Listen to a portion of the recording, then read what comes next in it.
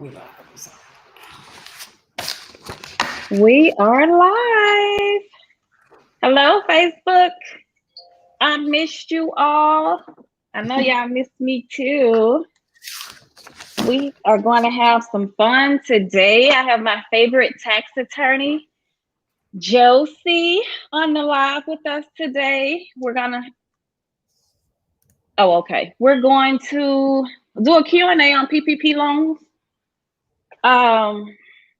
We have a lot to cover. We have some really good questions. We'll give it about 5 minutes before we get started. We'll give people a chance to join us, so you won't miss anything.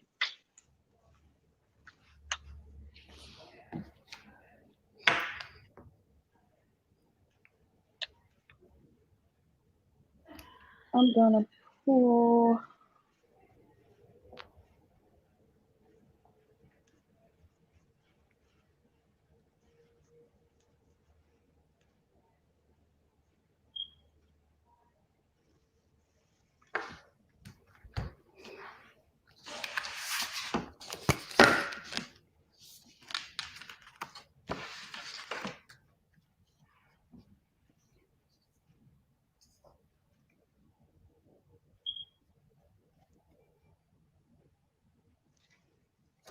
Josie, how do you feel about all this stuff that's going on with the PPP loan? It is crazy. My human side of me feels like, oh my goodness, like what were people thinking? Mm-hmm. And also like, wow, I can't believe that people actually did that. My attorney side is saying, oh, I want to help people. That's my attorney side. It's saying, I do feel like everybody, I'm a little sensitive to things. So I feel like everybody, I don't think everybody really knew what they were getting into, but everybody really knew what they were getting into. Right. I don't think they knew, okay, I know that I don't have a business, or I have not filed this money on my tax return. I don't have a true Schedule C, or I don't have this income, but right now I need this money. Mm-hmm. And I'm just going to get that money. So in a sense, I say you knew what you were doing, but then you didn't know how far it would go. You didn't know that they would actually be auditing people and actually indicting people and putting people in jail. Right. For these type of things. Even if it, is the thing is even if it's small money, like someone came to me and said, oh, well, I only got 40,000, only 40,000. There was someone indicted for 30,000. So I don't think at this point, the government, the Department of Justice doesn't really care, because that means that $30,000 that you received fraudulently could have been given to another business who actually needed that money.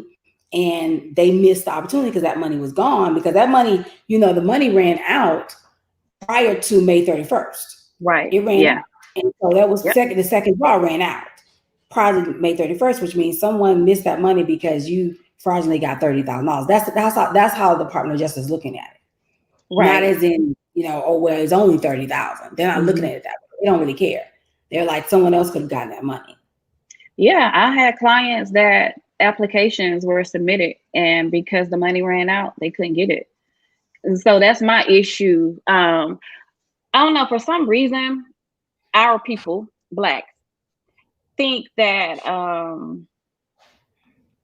we are talking bad about the people that got the loan fraudulently. So let me make this clear to everybody. We're not talking down on anybody. We're not judging anybody. If you got that loan and you wasn't supposed to receive it, that's your business. I don't give a damn.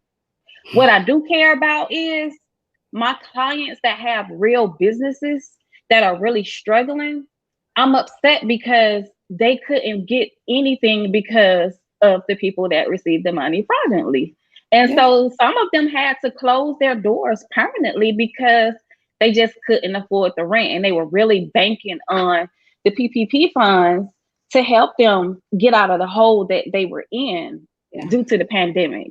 So that's my issue. And when I post information on my social media pages about the PPP loans, I'm getting this information from different conferences that I attend.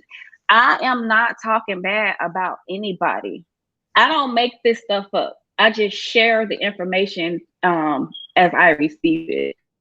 Somebody was talking really crazy and bad on my one of my PPP loan posts, telling us we should be ashamed of ourselves. It was just so shocking to me, and I'm like, I should be ashamed of sharing the information that I learned. Like, That's I'm so crazy. Like, confused. yeah, like if you don't, the thing is that if you don't share it, people don't know Right, about what the consequences are, for right, doing what they did, that there are consequences out there, and Department of Justice will be knocking on your door. And my thing is that our community says, okay, well, no one told us. Well, right. someone's telling you now. So Mm-hmm. don't get mad if someone's saying something about or sharing information they received on the PPP loan about the PPP loan. And like you said, no one is judging anyone. And No like I said, judgment. as an attorney, my job is to help people get That's the right. best, provide them the best representation I can. And if I don't share this information with you, you don't know that you have someone out there who you can call and say, hey, Right. Josie, I got audited. I got, they're trying to indict me. What do I do at the end of the day? I'm not saying you won't go to jail, but what I'm saying is everybody deserves effective representation. Right. Regardless of what they did, regardless of if they know they were wrong, they still deserve effective representation. And Right. that's what we're trying to do, even if it's not on a lawyer standpoint, but it's on telling you what is going on. Because a lot of people don't know that people are actually being indicted. Yep. It's true. We're not sitting around just waiting on people to go to jail. I'm sitting around soaking up all the information that I can to help my people, because, like Josie, this is what we do. Like, we don't have to be on live right now. Our time is very valuable, and I don't do anything for free. But we are on here today for free, sharing information that you all need to know. Yeah. So I'm gonna leave that alone, but I wanted to put that out there to let people know that think that we are just sitting around talking about people and judging people. Listen, it's no judging here. I don't give a Yeah. damn what y'all do. All right, so let's get to the Q&A, to the questions. If you're just joining, I'm Melinda Tolbert, and I have my favorite tax attorney, Josie Harris Walton, on the line with us. We are doing a full Q&A on the PPP loans. We're going to help you understand if your loan, or someone that you know, if they received the loan, we're going to help you understand if it can be forgiven, or if it would be considered fraud. I have about 20 questions that were emailed. That's a lot of questions. I'm not sure if we're going to be able to get through all of these questions or not, but we're going to try. So with that being said, I'm going to put you there. Josie, put me here, and we're going to rock and roll. All right. And you make sure, Melinda, that you put in your 2 cents if you have it, that they can get the accountant side and they can get the attorney side. Yes, madam. All right. Okay, so the first question is, how are people able to get the loan fraudulently? Weren't there any guidelines and resources to enforce those guidelines? There were resources, and for enforcing the guidelines. The issue is that the government was trying to give us this money so quick, or businesses so quick, that they allowed people to say, hey, this is what I made, this is what I need for my payroll expenses, because the first loan was mostly about payroll. It was about your payroll tax, your payroll expenses, being able to pay your employees. And so they were like, okay, we need to put this out here, banks. You do this, this, and this. You give them the application, but on the application, it tells you read the application. It says you agree. You're saying that whatever you put in this application is true, and it is true regarding your income, and that you will spend the money on certain things, that was the requirements. So what the bank did was the bank asked you to provide them. They had you fill out the applications. They asked you how many employees you had, how much your mortgage interest was, how much your rent was, things of that nature. And they did a calculation from that according to what the government told them to do. And then what they did was they asked for certain documentation, but it wasn't enough documentation to say, okay, you don't deserve this money. And they did what they had to do, because in 2020, people, everybody was shut down. Yeah. And so they had to do whatever they had to do in order to get these funds. So that's what it was. So when you came back for your forgiveness, that's when they asked you for all this documentation. And what's happening is the banks are required to tell the government that you didn't get the forgiveness because you didn't have this particular information. And then that's kind of where a lot of people are getting audited. That's one way that people are getting audited, because the banks are required, because they were banks that were giving out this money. They're required to say, hey, this person not get forgiveness because they didn't have the employee they said they had. We couldn't get the 941. We couldn't get the payroll information. We couldn't get the rent lease information. And so that's how the Department of Justice is getting people's names. Well, one of the ways anyway. Got you. So on the first round, I had my reservations about that PPP loan, child. Yeah, I remember. First time I was like, no, I don't want to have anything to do with it. I'm not applying for it. I'm not applying for it for any of my clients, simply because it was just so much fraud related to it. And I felt like SBA, like you said, they did it so fast. And a lot of the stuff that happened, they weren't prepared for. And I just didn't want to have anything to do with that, because they were changing stuff like every week. And I'm like, this too much. Really A lot of people are going to get in trouble because every other day they're putting out new guidelines. Okay, It's not this anymore, it's this. So I know a lot of people got caught up because of all of those changes that were made on the first time. Yeah. But the second time, it was enough guidelines in place for people to say, hey, okay, I don't have this, I'm not eligible for it, let me leave it alone. Yeah. But instead of them leaving it alone, they went out and they got fraudulent documents, because that's the only way that you could have gotten it the second time, because you had to submit a copy of your taxes. Yep. You had to sign a 4506T for them to get a copy of your transcript. Yep. You had to submit proof that you were in business prior to 2/15/2020. Like, there were a lot of items that you did have to show proof for the first time.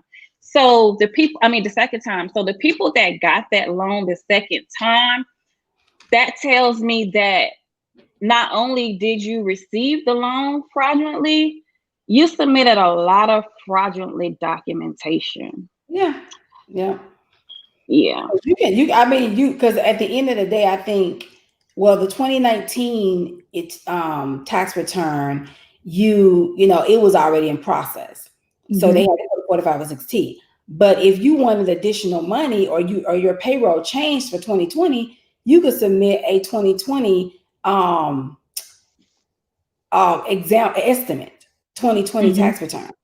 And so, or you could have used your 2019. Or you could use your 2019, but I think a lot of people had to go back and use their 2020, and they put additional amount of money in there. And then when 2020 came around, of course, you don't file it because you don't want to pay tax on that money. Right. You don't file it, or you did, 941s after the fact, but then you didn't pay the payroll taxes, which, I always talk about forms. So I better say 941s are quarterly taxes that an employer submits in to the IRS to pay taxes for that they've taken and from their, not taken, but they've collected from their employees to submit for their payroll, for their taxes every year. So what happens is, once you file the 941s, you pay the taxes for your employees every quarter. At the end of the year, when your employees file a tax return, that's a credit for them on their taxes. There's their payroll tax credit.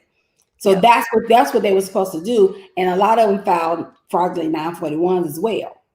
Wow. And then pay the payroll taxes.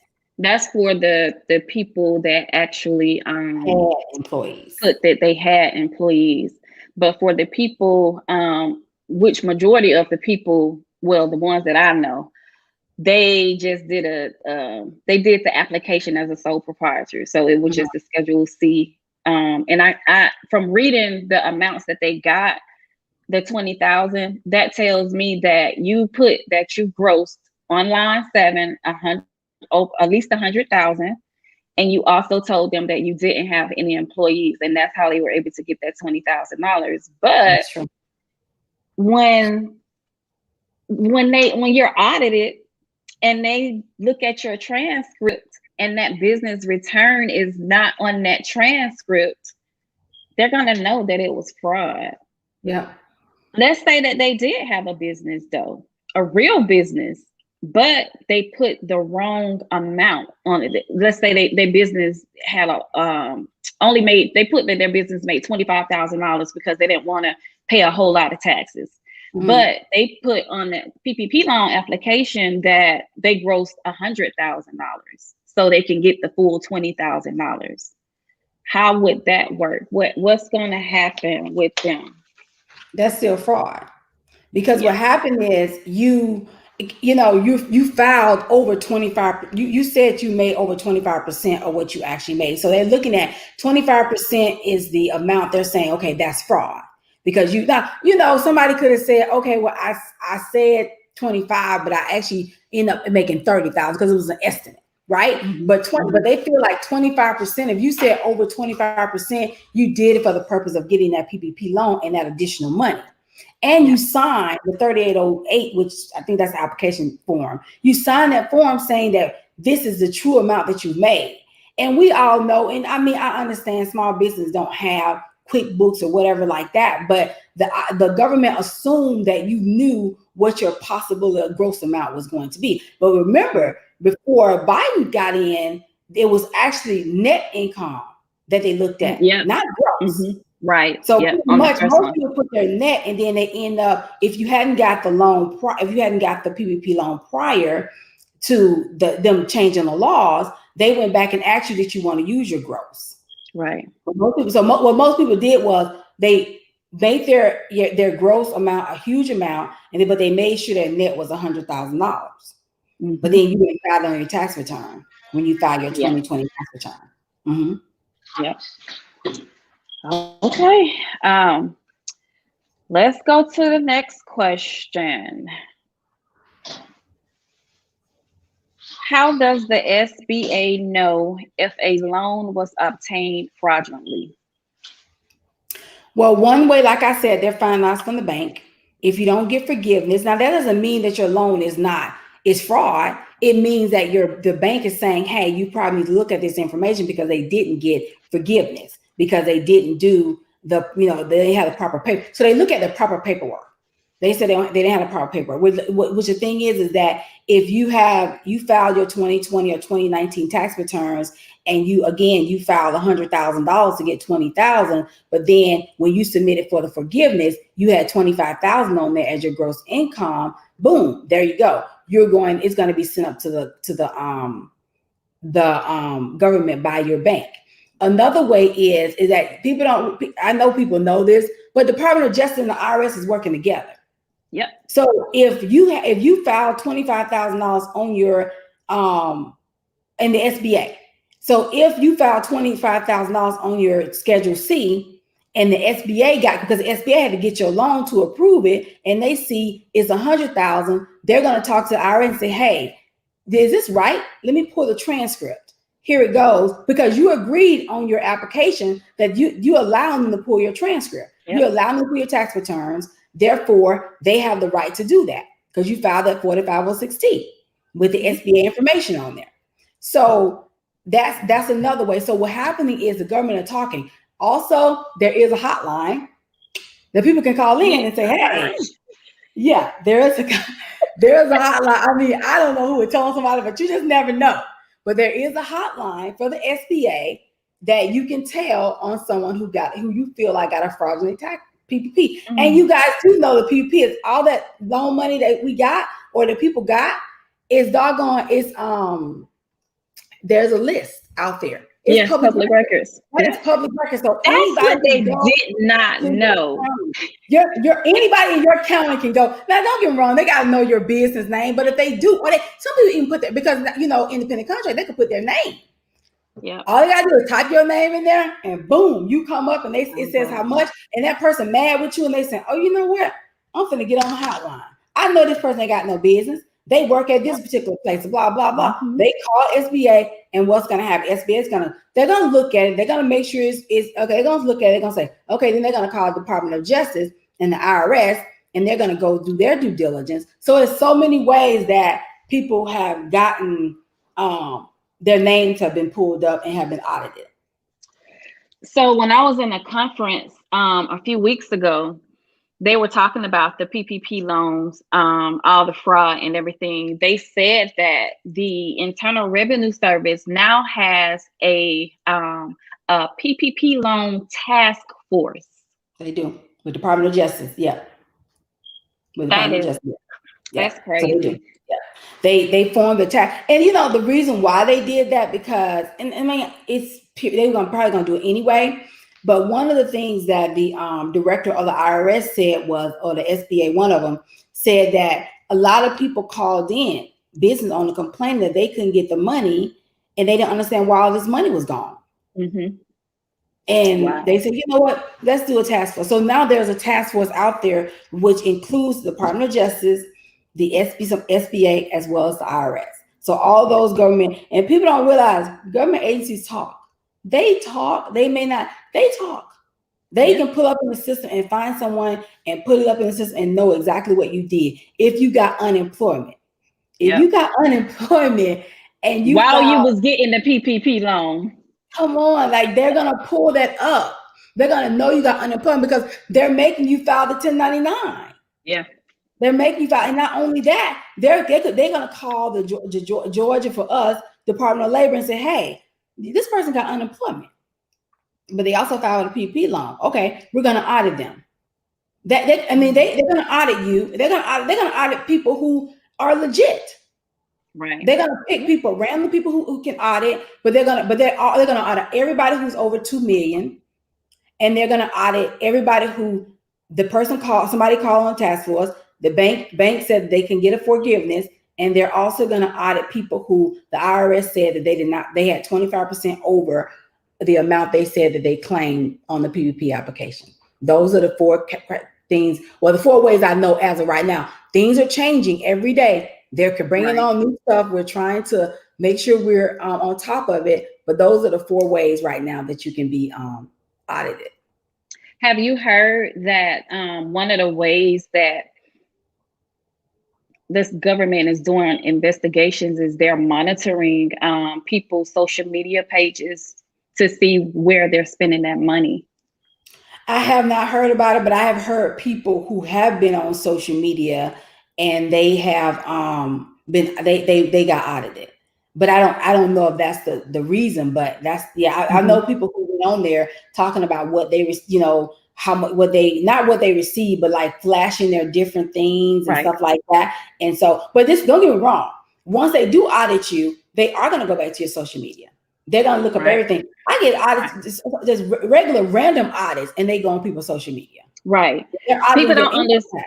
They don't understand how serious it is with this, with just getting any type of money from the government. Y'all got this because they get to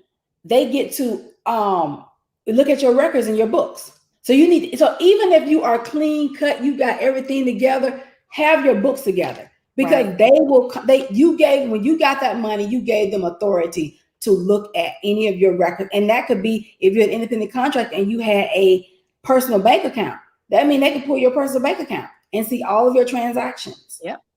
Because you gave them authority to do that by signing that paperwork. Woo. Okay. Another question: is the PPP money all gone? Yes. So I want to say we received an email from the banks, the bigger banks, about maybe May 8th, somewhere up in there, saying that the SBA had stopped them from taking any additional applications. And if there was any applications out there pending, they had to cancel those applications. And then they went to the community banks. And I think the community banks until May 31st, they were able to give out additional, they had a little bit of money. But yes, all the PPP money is gone. it was like gone as of May 8th. But like I said, they had a little bit of extra money for community banks, which they went on through May 31st. And that's the reason why people are upset, because there were people who actually needed that money and did not receive those funds. Yeah. Wow. Okay.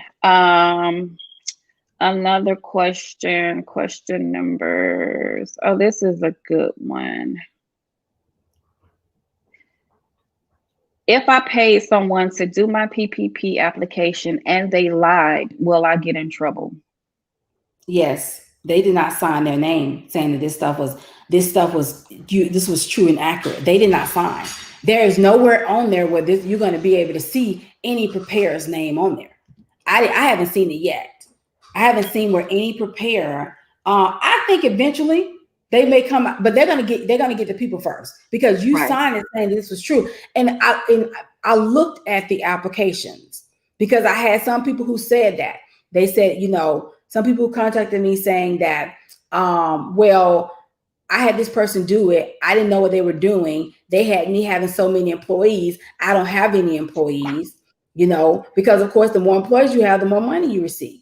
But on the form, on the application, which you have to sign as the owner, it tells you how many employees, it tells you how much money times 2 point, whatever the amount was. So you pretty much said this was accurate. This is just like filing a tax return. Yeah. You said everything on that tax return was accurate. So you're saying everything on that PPP loan application was accurate. So, and that person, like I said, that person's name is nowhere attached to it. Nowhere. And I mean, as right now, I don't see where they're going to be able to do anything with those people. I do think eventually they're going to have a promoter's penalty for that. But right now, there's nothing. It's going to be only you.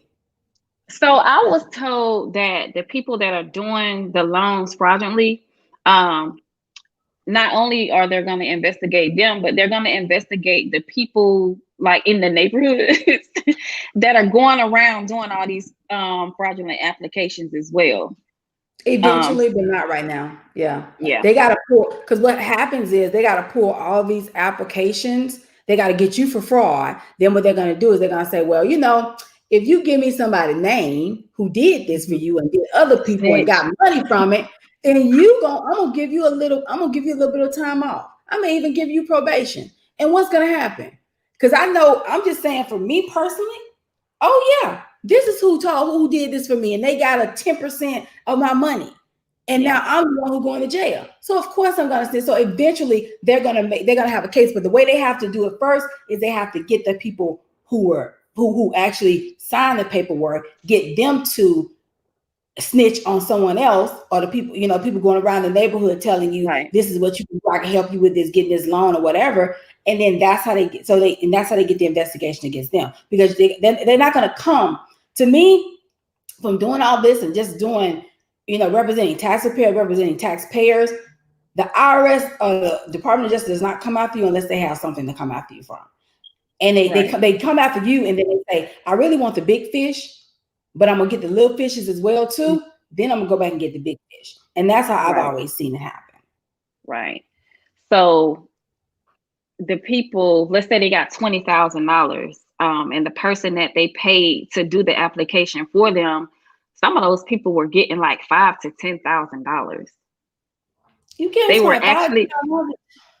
They were paying those people that kind of money to do the loan for them. Yes. So they're not going down by themselves. They're going to get down by themselves. Yeah, but I see probably in the next 1 or 2 years, we'll probably start seeing those people as well. But right now they got to get this. They got to get all these other people. I hate to say it like that, but it is sad because it's sad that, they were getting that type of money, telling people they could do this and do that, getting those people that money. And then now those people are going to face, charges with the government. Yeah. So I do recommend, I hope they do. Mm-hmm. Okay. Next question. How much of the PPP loan can be forgiven? 100%. Yeah. 100% of this money can be forgiven if you actually use the money for what you were supposed to use it for, and you have documentation showing you use that money. So it's 100%, all of it. you have to show 60% of, well, right now it's 60% of payroll. And then you have to show the other amount and other things like, what is it? Like software. If you had like another, like equipment loan that was outstanding, you could use it for that. Rent, things of that nature, utilities, things of that nature has to be the other amount, but 60% had to be used for payroll. And you can get 100%. And the reason why I know, because I know people who've gotten 100% forgiveness on the first one. Yes. Okay, so there's somebody actually on the live. He asked why does they call it forgivable? That's the answer to your question, Chester, because it is forgiven, and when it's forgiven, that means that you don't have to pay it back. Nope, you don't have to pay it back. You don't have to file file it as income. Correct, Melinda? Yep, that's and correct. So that's the reason why it's a good program. It's a great program. If you can imagine you got that money, you were able to do what you need to do, and it was completely forgiven. You know what I really love about it though? The items that they purchase with the PPP loan, they can still take that deduction on their taxes. That's right. That's right. They sure can. You would think that would be some type of double dip, but it's not. Well, it's and I just knew they were going to make you, because of course they telling people you can use this payroll. I just knew they were going to say, okay, well, you got to pay payroll tax on this money or whatever. No, it's totally forgivable as long as you have proper documentation and you did exactly what you were supposed to do with the money. Right. Okay. My business didn't start until April 2020, but I received the loan. Am I eligible for the loan? No, you are not. You're not eligible for the loan. Your business had to be in existence prior to February 15th, 2020. If it was not, you were not eligible for the loan. So she or he, they received the loan. What's going to happen with them? I'm pretty sure it's not going to be forgivable. No, it's not going to be forgivable. So what's going to happen is it's not going to be forgivable because, after they ask you for a documentation from the Secretary of State or from somewhere showing that I like one thing, even they ask you for like a bank statement prior to February 15, 2020. If they don't have that information, which I know they won't, then it's going to be sent up to the Department of Justice. And Department of Justice is going to make a decision, which most likely will be they're going to be audited.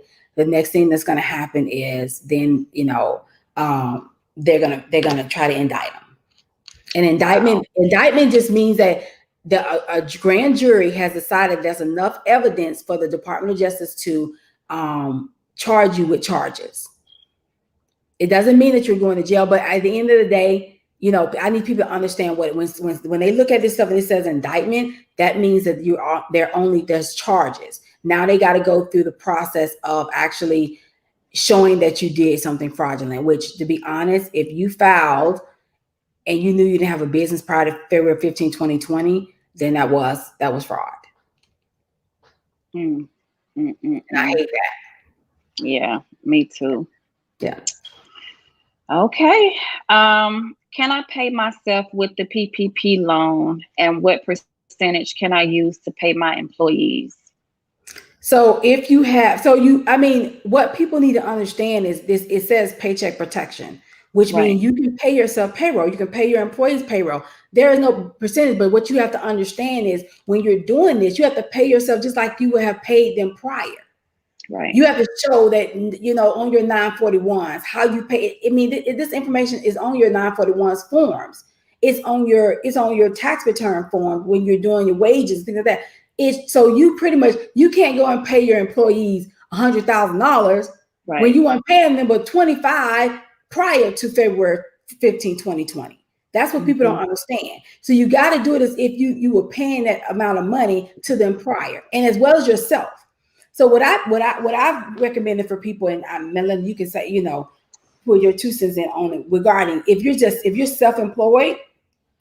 What I would do is you divide that money by 8 weeks, now it's 24 weeks, and you pay yourself. You can either pay yourself that amount of money every week, or you pay yourself that amount of money every week for 24 weeks or 8 weeks, or you pay yourself as you would normally pay yourself every 2 weeks or every month, however you're paying yourself, because some people get paid commission from their business. They put a percentage of their, whatever money they get per month, they put a percentage of it in the business, they keep a percentage of it for themselves.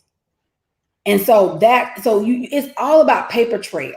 And you put that in a business account or payroll account. If you're an independent contractor, you put the money in an account that's where you do all your business transactions, and you transfer that money and say, this is my payroll for week, whatever it is. And that's how you end up getting your forgiveness. That's how you end up tracking your payments for your payroll, as well as and with your employees, their payroll is tracked by you filing 941. Every quarter, you file a 941 for them, and that's how their payroll is tracked. Or if you have a payroll company, it shows payroll, so that it's just tracked that way, that you're actually paying someone that money that you got. Right. And so for the people that have no idea how to handle payroll, because there's a lot of people out there. It's just no shame in anybody, but that's just not what they do. They either their hairstylists or their doctors, their attorneys, they don't do taxes or payroll, so they don't know. So for those people, and if you are a Schedule C filer or a sole proprietor, the best way to do it is pay yourself from your business account. Let's say that you got $20,000 deposited into your business bank account. Do either a transfer, or I know with my bank, there's a section where you can do a bill pay, and it has like a note. When you do your transfer, whether you calculate those payments, whether you divide them by 8 weeks or 24 weeks, whatever that amount is, do a transfer. Just it's simple. Don't go out and try to get a payroll company, because now it's just not worth that. The simplest way to do it is to do a transfer from your business account into your personal account, and make sure in that note, make sure that you write that it's for payroll. Yeah. Make sure you do good paper trails and record keeping, because if you're audited, they're going to want to see that. Yeah. And you have some people who say, okay, well, some people actually did that and still got indicted, but you got to realize these people were transferring $100,000 every week or whatever. And they couldn't show that they made that money, because they were a lot of looking at the cases that I've studied, a lot of people transfer in, because that's what they told. Transfer it into your personal account and then pay through your personal account. The issue is that you transferred $100,000 to your personal account, then you bought a Mercedes or whatever the situation is. The issue is we know that you wasn't making $100,000 per week. Now, if you were, awesome. But at the end of the day, people was not making that, so they couldn't show they were making that money to be able to show that transaction was actually a true payroll transaction. Right. So we gotta think about it there, because a lot of people ask me about that. Oh, well, I see people I thought you can transfer the money. You can transfer it, but that's payroll, right? And it's payroll that you can prove that you were making that money prior. Yeah. Okay. Let me see. Here's another really good one. I have a real business, but haven't submitted my taxes yet. Will I be charged with fraud? I got the loan, and can it be forgiven? So the issue is whether or not you actually had that income that you say that you had, and that you're going to file the tax returns and file that income. And then I say, you're not going to be fraud if you're going to file it. But if you file $100,000 and you didn't make $100,000, and you file your tax return and you put 25 on there, then yes, that's going to be a fraud. But if you because some people just haven't filed their returns, like for 2020. Now you should have filed your returns for 2019 already. And I personally think that you may be one of the people that get audited. If you filed for the PPP loan, but you haven't filed 2019 tax returns yet, they're going to say you're only waiting to file that, and then you're going to put that amount down. So what they're going to do is they're going to check, and they're going to go through your bank accounts to verify that you have had income coming in, or some kind of way you got to prove you have income coming in to substantiate that income that you put on your bank account. Now, if you file your now if it's 2020, that's a different story. Then yes, file your tax returns. Make sure you file the income that you said you made, right, and that you did make that income, and there's no fraud, and that can be forgiven. So mm-hmm. it's according to the situation. I don't really know the whole situation, but it's according to whether or not this is the first loan or this is the second loan, and you use the 2020 for the second loan. Let's say that this person have not filed a tax return in the last 4 to 5 years. Then it's fraud. It's totally fraud. Okay. If you haven't filed a tax return, I say, like I said, 2019, and you didn't file a Schedule C or you didn't file the income on 2019, you're going to be suspect. You are. Because you should have already filed 2019 anyway. And I know some people don't file a return, but if you got the money for the PPP loan, you should have been filing every return. And you should have, because you want to make sure that there's no questioning of you. Because if there's any questioning right now of anyone, you're going to be audited. And like I said, it's going to be people out there who are straight shooters and did everything right and probably got forgiven and still may be audited. But you know that you've done everything you're supposed to be doing. But most people who got those loans forgiven, I doubt if they're going to be audited because they provide the proper documentation to their bank. Okay. Mm-hmm. Can I use the money to purchase a company vehicle? No, that is not what I see. From the law that's there is no way I can see that being the case. I've looked it up and I just don't see where you can actually purchase a truck. Now, okay, let's go back. No, I don't see you being able to purchase a truck for your company. I just don't see that. Those expenditures had to be prior to the pandemic. Mm-hmm. If you had a truck and you for instance, I don't know, you had an order out there in the truck, you couldn't get the truck because the pandemic hit right then and there, but there's an order out there for the truck and the truck is still available. Yes. But though I can't see, no. Mm-mm, mm-mm. Yeah, because there are a list of eligible items that you had to use the money on. That's what a lot of people that don't realize, they don't realize that like 60% of that money has to go towards payroll. It has to. It just has to. And the remainder of it, you can't just go out and blow it. Look, there are certain items that you have to use this money on. You can't go to Louis Vuitton. You can't go travel all around the world. You can't open up a new business. Like you can't do this stuff with this PPP loan money. There are guidelines that you have to follow.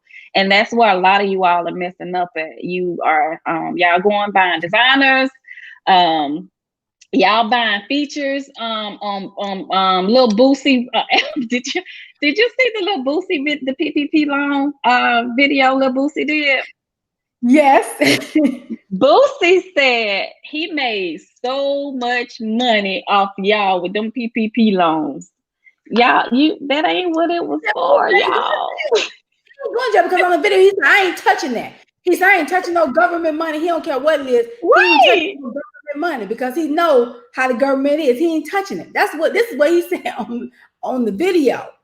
He wasn't touching it, but you guys touching it. You made him extra money, and now you don't have a reserve for an attorney or someone or an accountant or someone to go with you to the audit or verify your documentation or whatever the situation is, or when you're going to court, you didn't keep it. And that's another thing. A lot of people did not put a reserve up. And this is off topic, but reportable transactions. And I know a lot of people don't know what that is, but those are the transactions where the IRS is saying, okay, these are things that may be avoiding taxes. These people have to file those things and say, this is something I did, but they always have a reserved amount for an auditor or someone or an attorney to represent them. They keep a reserved amount. And a lot of people didn't do that. Yeah. You bought other lavish things, and I mean, it is what it is. You did what you had to do, but at the end of the day, you didn't put a reserve up. So now when you go to someone like me and I say, okay, well, it's $25,000 for me to represent you. You didn't even get, you got $20,000. You don't have any money. You can't even say, well, Joe, I can give you 5 of it now and 5 of it later, or whatever. You can't even do that because you spend it all on certain. And a lot of people knew it was fraud and they still did that, but didn't put a reserve up, so it is. But I wanted to read the language of the language on the contract.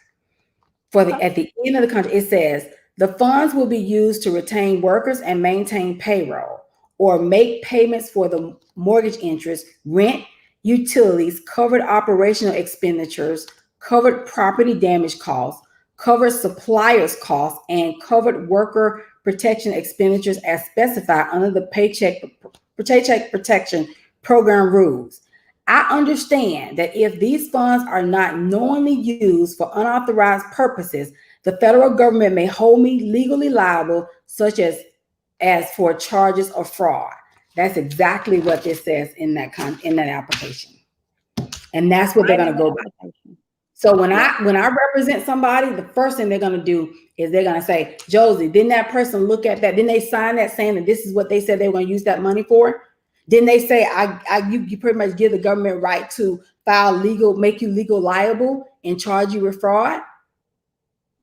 But it does say, I like one part that says that knowingly used, knowingly. Now, knowingly is you filed a fraudulent return.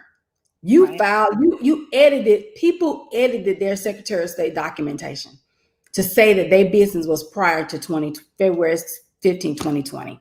That is knowingly. Now, somebody who didn't know about this, hey, I can use that right there saying that my client did not knowingly know about all these things, and this is what they had to do. But they tried to outsmart the government and went in and edited the documents. Mm-hmm. Mm-hmm. Mm-hmm. Ay. Okay. Another question. Does the SBA have a snitch line?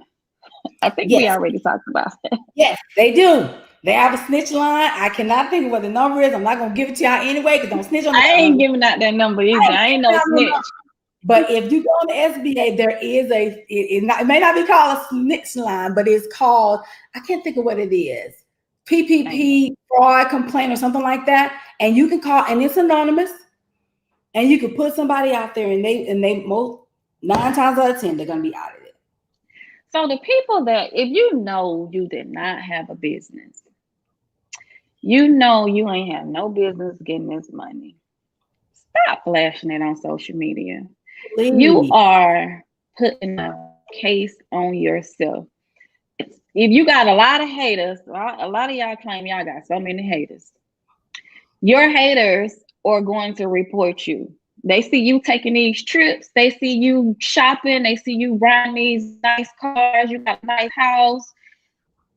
They gonna report you. There is a snitch line for them to call and say, hey, Kiki got that loan. She on the list. She got $20,000. She ain't got no business. What you think the government gonna do? I know she ain't got no business. Let me tell you what Lil Boosie said. I think that's his name.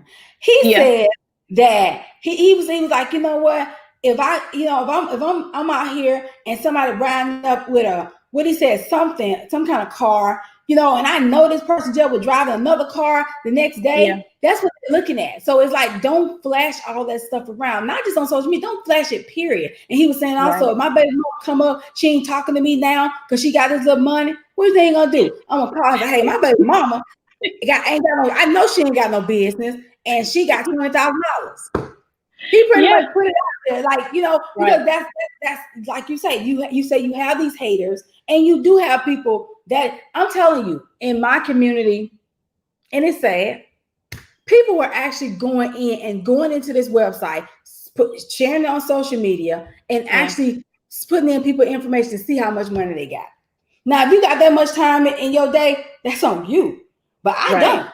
But at the end of the day, you got people who got that much time on their hands that they would sit up and look at all that stuff, and all you got to do is call that number and give them your information, your business, because everybody has, your business name, an EIN number. I don't know what was on the list. I know it was your name and your address and how much you got. I think that was all it was on the list of the public list. It took me a while to look at the list simply because I ain't up damn. Honestly, I don't care who got the loan in. I just didn't have the time. One late night, I received a phone call from a close friend about somebody's name that I was shocked that was on that list. Like, I was just blown away. So I sat there, honey, when you start looking, you can't stop. Okay. Well, maybe I should never go. I search so many.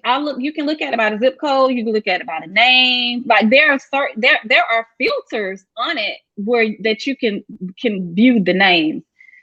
I'm so shocked at some of the names that I saw on that list. Like these people have really good corporate jobs. They got families. They got kids. Like what's going to happen to those people that did these loans fraudulently? Because these people don't have a business. They work a 9 to 5. They don't even have a business mentality or mindset. But that's the thing, like, and that's the sad part about it, is that it will hurt our community. It will hurt your children when you go to jail, or not even just the fact of not even going to jail, the fact of you being indicted, the fact that you sit in the courtroom beside me and you're saying, I don't know what the heck is going to happen right now to me and my kids. Right. That is the thing. And that, the sad part for me, because I love the help, is that I'm saying, like, I don't even know what I can do. All I can do is give you effective representation and try to keep you to the minimum sentence as possible. They talking about like 25 years, for this. It's according to how much money you get. And it hurts my heart that you're going to have people out here who families are going to break up. And that's what hurt. I think that's what hurt us the most. And for people to think that we're out here just shaming people, that is not what we're trying to do. We're trying to educate you and let you know what it may be about to happen. And you need to get your ducks in a row and get your house in order, because it will end up you don't want your kids. Oh my God, you don't want your kids seeing somebody. And this is the thing, when you get indicted, the first thing they're going to do is they're going to knock on your door real hard, because they are about that. And they're going to wait or come to your job and arrest you, because once you're indicted, you can be arrested. And then you have to be arrested. You got to post your bond. Then you got to hire, your family got to go through and hire an attorney for all of this. And then you got to sit up in court and watch people who are not your peers. I don't care what nobody say, that are not your peers, that are sitting up there judging you. And that's the reason why, I say, if you didn't have a business, the guy that was interviewing Boosie was like, I didn't need the money. Right. He said, I didn't need the money. Mm-hmm. And he didn't take it. Even though he had a legitimate business, he didn't need the money. So he didn't take it. But people who needed that money, and, but people who did not, y'all don't understand what is about to go down. There is I just want y'all to go look at it. There's a company called Arnold and Porter. They have a list of all the indictments that have happened with Department of Justice. They update that list every day. And y'all, it's about 20 pages of people on that list, from all different walks of life, from all different states, from everywhere, from all different amounts of money that they received. They're on that list and they're being indicted. And like I said, it's not just about going to jail, it's about all the stuff that goes on prior to you going to jail, to your kids, to your family, to your husband, to your wife, where they got to go into the bank and get money to hire an attorney. And the attorney's job is hopefully to help you, get off or whatever. But the really job is to, provide you effective representation and just try to get your sentence, especially with this situation. Because if you did some fraudulent documentation, the only thing I can do is try to provide you effective representation. Right. Try to get you as low a sentence as possible. That's heartbreaking. And for me, it's the kids. Girl, it's going to be so many kids. Yeah, it's going to be so many kids that's going to be broken up from their parents because y'all out here being greedy. It ain't $20,000 is not worth you losing your kids. When it comes to kids, that breaks my heart. Yeah. As a child, to not have a parent, like I know what that's like. Yeah. It ain't a good feeling, y'all. These babies are about to be homeless because y'all want to go out here and get $20,000 so you can go shop, so you can go travel, so you can buy Mercedes, and like y'all are so materialistic. The people that you shining for, these people don't give a damn about you. And guess what? When you leave, they're gonna forget about you. They're gonna be on to the next topic, and you're gonna be behind bars stuck. Yeah.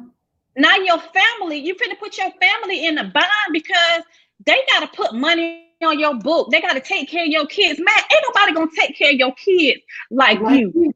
I don't give a damn who it is. Ain't nobody gonna take care of your kids like you. Nobody.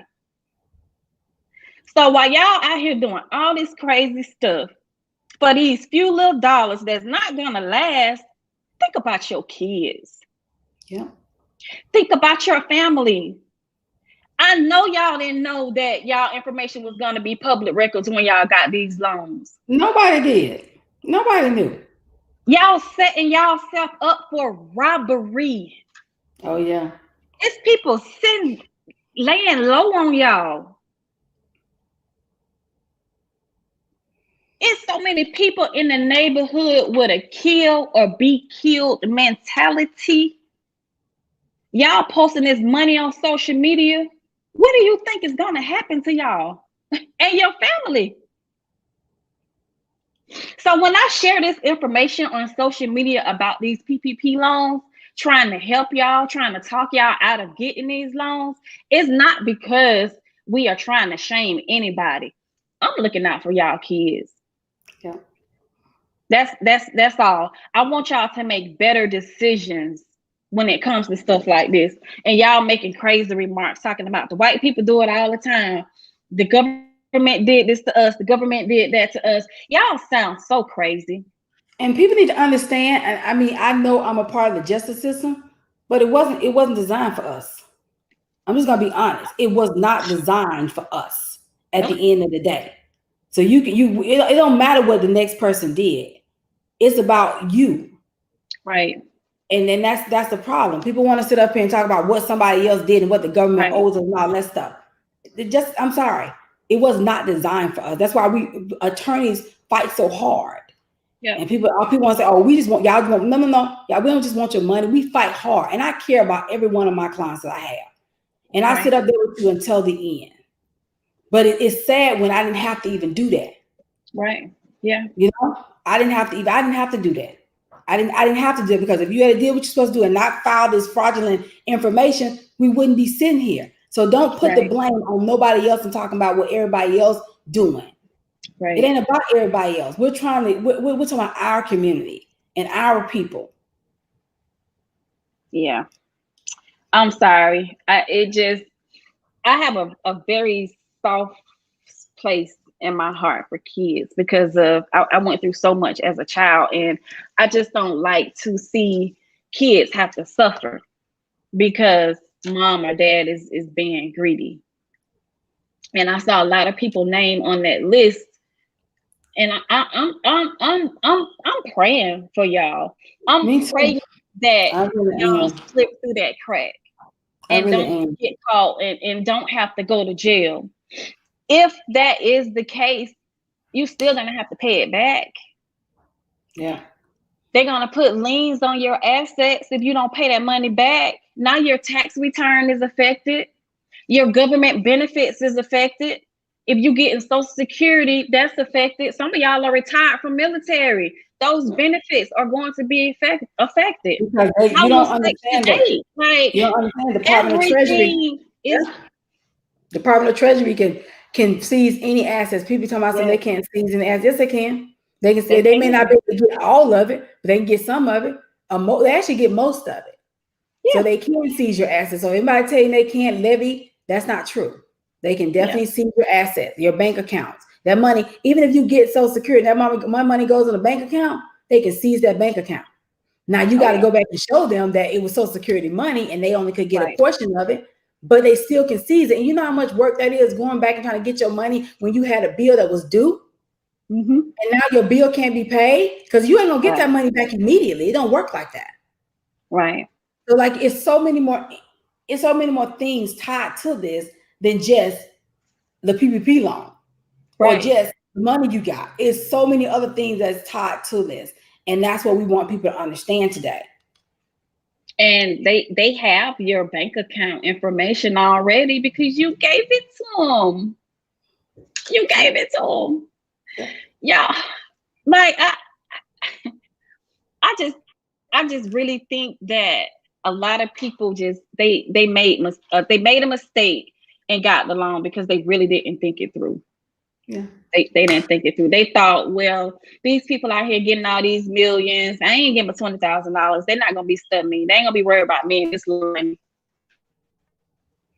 But if you think that, go on Untitled.com and pull up all the people, and you'll see that there's more money than this 1.5 and 75 and 300,000, 30,000 is on there. Go in there and see that's the case. So I'm like Melinda, I'm praying for everyone. I'm praying that, God gives me some revelation about this where I can help people, because that's what I want to do. I want to help you guys get out of the situation, or at least get you, like I said, the minimum amount of whatever we can do, because this is so serious.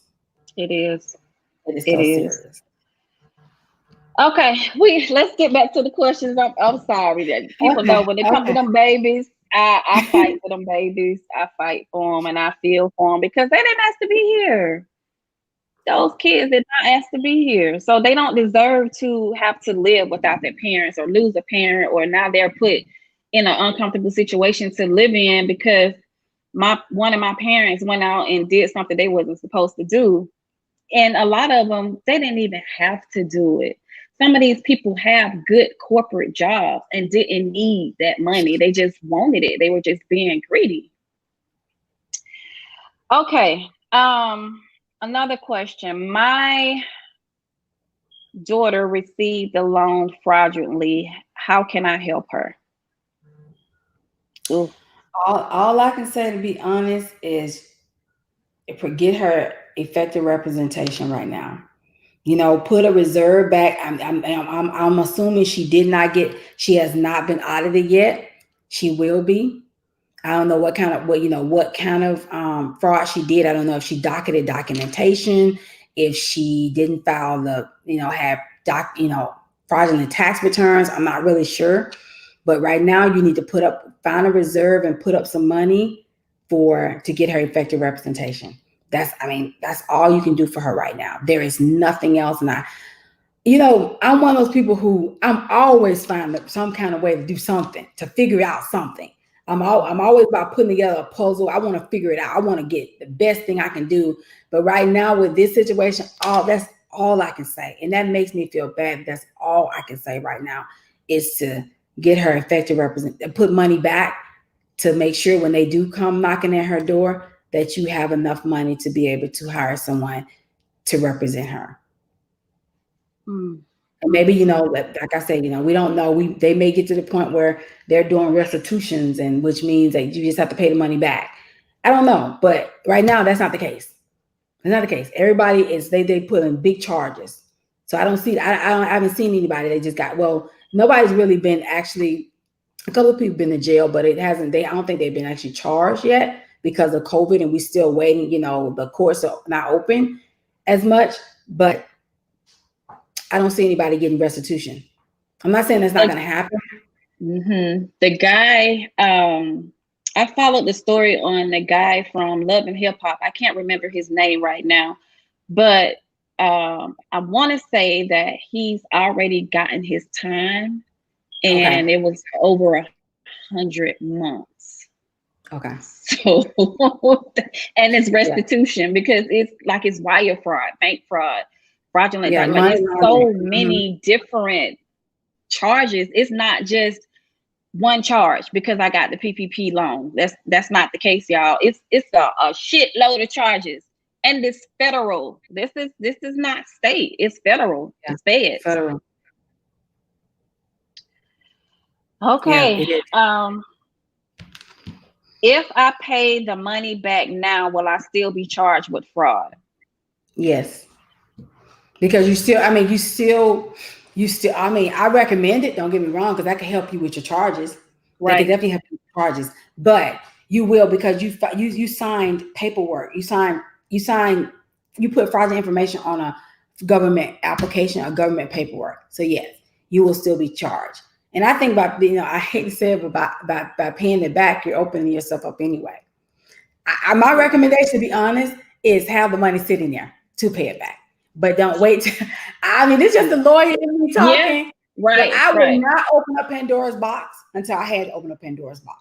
There you go. Because you kind of stuck in the hard place because you're afraid you still got the money, or you just got the money and you haven't spent it yet. And you like, I don't want to have shit to do this. Here, y'all can have this money back. You still, it's like, The bank is going. but The bank is going to say they're going to tell the government something. They're going to tell them. right.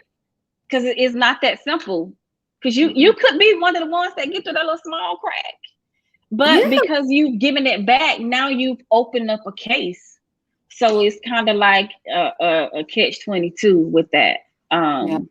Yeah, I would be person, if it was me, I would put the money back. I would put the money in the reserve of bank and just let it sit there until just in case they do. Then at that point, let your attorney say, you know what, we have the money. We can give it back. What can we get if we get the money back? Because like you say, you may have a small window and you may get through it. Mm-hmm. Yeah. And then you open yourself up. Right now, I'm not recommending anybody give anything back right now. Just put it to this. So there's another worry of mine, having that much money in a bank account. Like once your account go over $10,000, report it to the Internal Revenue Service. So that worries me, having that much money in a bank account. Yeah, that is definitely true. It's just a bad situation all the way around. And we don't have enough court cases yet to determine what really have our clients do. So you're right. That could be an issue where the bank could say, well, she got this certain amount of money. He got this certain amount of money in an account. I probably would still argue that it's PPP money, but that's the thing. It still opens up Pandora's box so much, because it's so many different ways they could come and audit you. So many different ways. You could tell on yourself, like you said, the $10,000. It just, right now, to be honest, everybody's in a holding period. Yeah. And you're just praying right now that you're not the ones that get audited, and the people who did something fraudulent. So worst case scenario, let's say that they're not audited. What will happen with the forgiveness portion of the loan if they got it fraudulently? Then it won't be forgiven. It won't be forgiven, and they'll have to pay the money back. They'll have to pay the monthly payments at the whatever percentage that was. I can't remember what percentage it was. I think it's 1%. Well, yeah, it is 1%. It is 1%. So they'll have to pay 1% monthly. Mm-hmm. Wow. Yeah. Christy Cole is on the line. She said, I've been in business since August 2020. Do I qualify? No, ma'am. No. You had to have had an established business prior to February 15th of 2020. And the PPP money is gone now. So even if you qualify, get it unless they decide to do another round, which I doubt, but I don't know. But yeah, you wouldn't qualify anyway. Mm-mm. Yeah, so Christy Cole, the money has ran out. So even if you did qualify, it's over with. Thanks to the people that went out and balled out with the money. People like you that has a real business. If you would have been eligible for it, you can't get it because it's gone. Yeah. Okay, let me see if there are any more questions that we didn't go over. We have a little bit more time. We talked about the guidelines. We talked about what's forgiven and what's not forgiven. The money is all gone. Can I use the PPP? I received it on. I don't know if I asked this one or not. I received the loan but forgot to report my business on my taxes. Can I file an amendment to add my business income to my taxes? So if you truly forgot to add your business, which okay, if you truly forgot to, I'm sorry, that wasn't right. But if you truly forgot to add your business to your tax return, you can amend it, but understand you will be the one of the ones who get audited. So make sure that this is income that you put on the PPP is the same amount of money that you're filing in your tax returns, and you also can back it up with documentation that somebody paid you or you had that business income. Not only do you have to file your tax returns, I think that if you get audited, they're going to ask for bank statements and things of that nature, or something to show that money was actually, you actually earn that money in your business. And to add to that, if you do an amendment, that can open up audits on your prior year tax returns too. Yeah. So think about that before you do an amendment. Think about that before you do the amendment. Dawn Hall is on the line. She said, should I still pay myself if I'm going to let it sit till it's forgiven or maybe audited? So you let it sit. So I'm assuming it was fraud. That's what I was about to ask. First and foremost, were you in business with a profitable business prior to February 15th of 2020? Done. Answer that question for us first, and we can go to your other question. We got to make sure that you are actually eligible for it first. Yeah. If you were not eligible for it, don't touch it, because yeah, if you're not eligible for it, don't touch it. If you don't have proper documentation, you don't touch it because it's fraud. Don't touch it. Okay, yeah. She said no. So done. Don't touch it. Don't touch it, please. She said, I have been in business since 2010. Did you have a business tax return? And did you put what was on your business Schedule C line 7 income? Because some people, they do have real businesses, but they, one, didn't file business taxes, or two, they only made $25,000, but they lied and said they made $100,000. So you got to think about those things, Done. I hope that answers your question. I'm not sure what she's saying no to, but Done, again, you would say something, Joseph. If you know that it's something that Melinda just said you did not have, don't touch that money. For if you was not, when you say you was in business 2010, okay.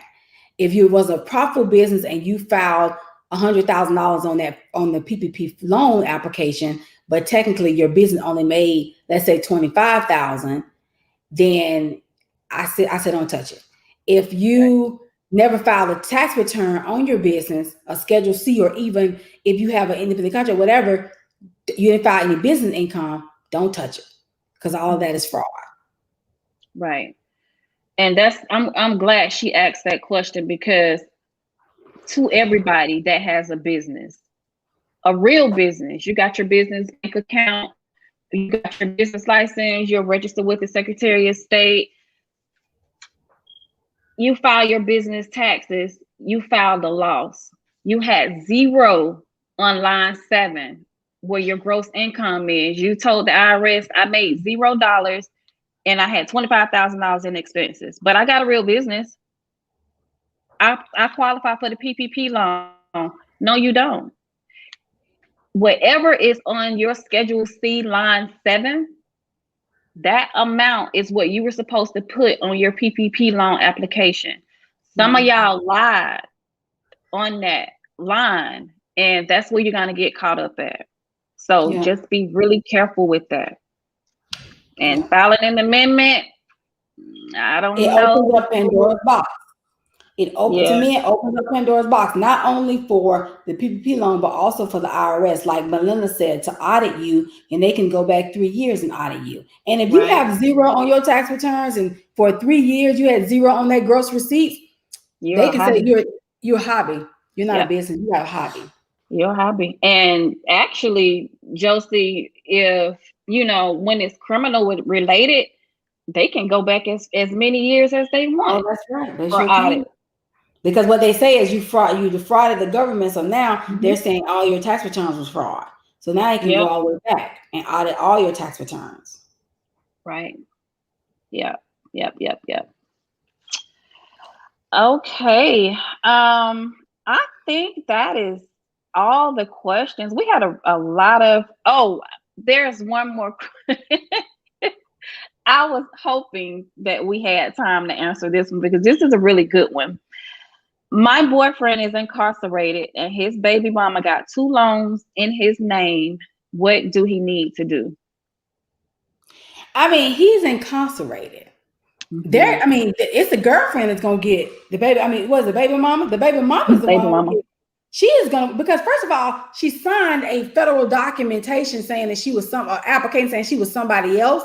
Right. All you gotta do is show he incarcerated. He was incarcerated during that time the application was signed. It was filled out, and he got to make sure she didn't go up there and have him sign anything.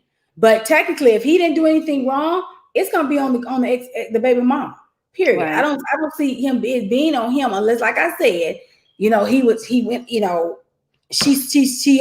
was doing it for him and she signed his name and he gave permission to do so. And he, she signed it at the jail or whatever, which I don't see how she could have did that. But and he actually, said he had a business, then and he was incarcerated, then it's on him. But I don't see that being the case. The baby Right. mama is going to be in trouble at that point. Yeah. Baby mama got that social security number, that date of birth. She got everything she needed to get that loan. And she is gonna be in trouble for getting that two. She got Yeah. not one loan, but she got 2 loans. So maybe she got the first and the second draw. I don't know.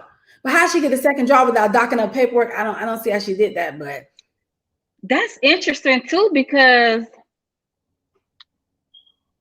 unless she's saying maybe she got the EIDL loan, the PPP and the EIDL. Maybe that's what she did. I don't know. But she's saying 2 loans, and I don't see how she got that second PPP without providing, unless she provided fraudulent documentation. Right. And also, isn't there like on the application, there's like a long list of questions that you have to read in initial. Isn't something about being incarcerated that makes you ineligible to receive the loan? It does, but only incarceration for certain things like money Okay. laundering, the different things like financial things. Like if Yeah. you just incarcerated for something else, then no, you wouldn't get disqualified, but you still have to check the box.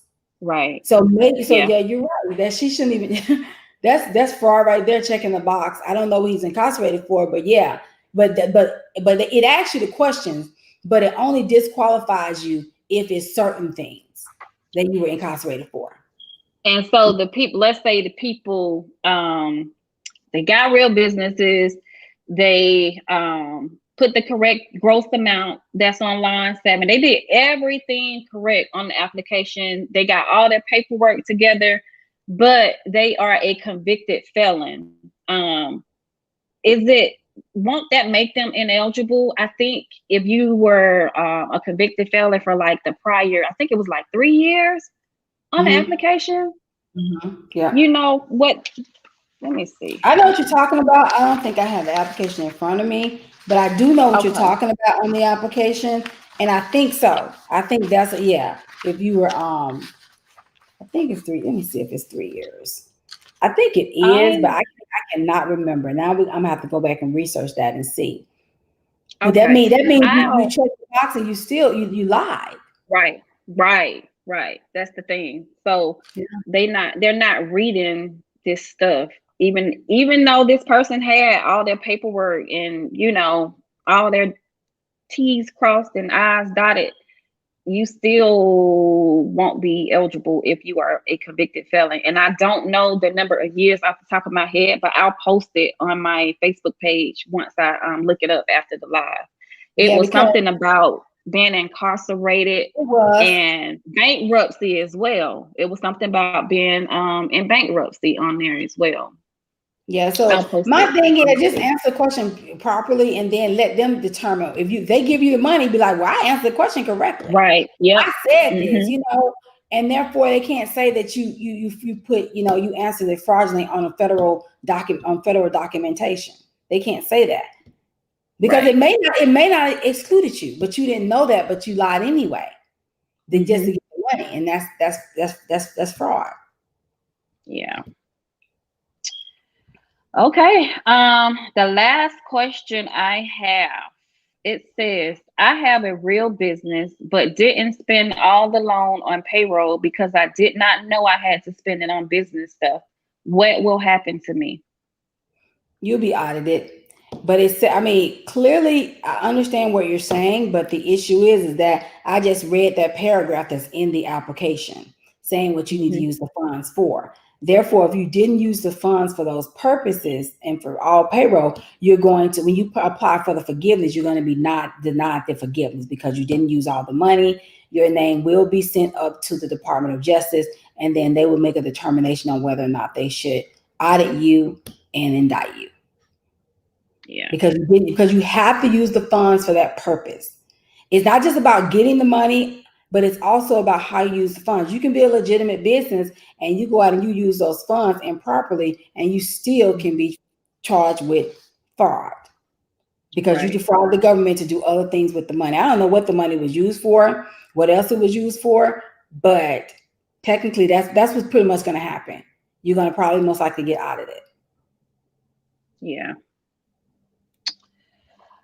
Okay, this was really good. I hope you all learned a lot. I Me hope this was too. very informative because Attorney Harris Walton just gave y'all a lot of very good information. Very good information. Thank That's you. all the questions. Do you have anything else you want to add before we log off? No, no, I don't have anything else. I think I said enough today. I'm a little exhausted because like I said, I love to help people, and Yeah, all you guys had to do, and I understand that people didn't do it. All you had to do was come to somebody and say, "Hey, I don't have a business, or I have a business. This is what I have not done, but I want to apply for the PPP," and we could have told you yay or nay. And at least right, give you your option. Then you would have known what your options were, and you would have known what was going to happen. And and it's all about, my thing is that they always come to me for reactive. when it's Please, people come to me yeah, proactive. I would love yeah, for you to come to me proactive and ask me questions, and I will answer them. But then I always get the ones that's reactive, and now I can't go back and fix it because I can't right, docket. I can't docket paperwork. I won't lose my license for that, for no one. I won't tell you to do anything right. fraudulent because I won't do it.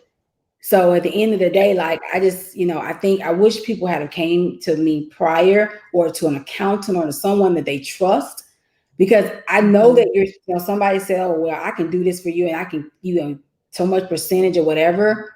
It wasn't worth it. It was not It worth it. wasn't at all. Yeah. At all. Um, In closing, all I would like to say is, y'all be careful, be very careful. Think about the consequences because, like Josie said at the beginning of the live, if you missed the beginning of the live, I'm going to leave it up for only a limited amount of time, simply because I don't want anybody to get in trouble. Because investigations is on social media. Mhm. Um, think about the stuff that's the other things that are gonna be affected. Like if you're on Section 8, you're gonna lose it. If you receive government assistance, you're gonna lose it.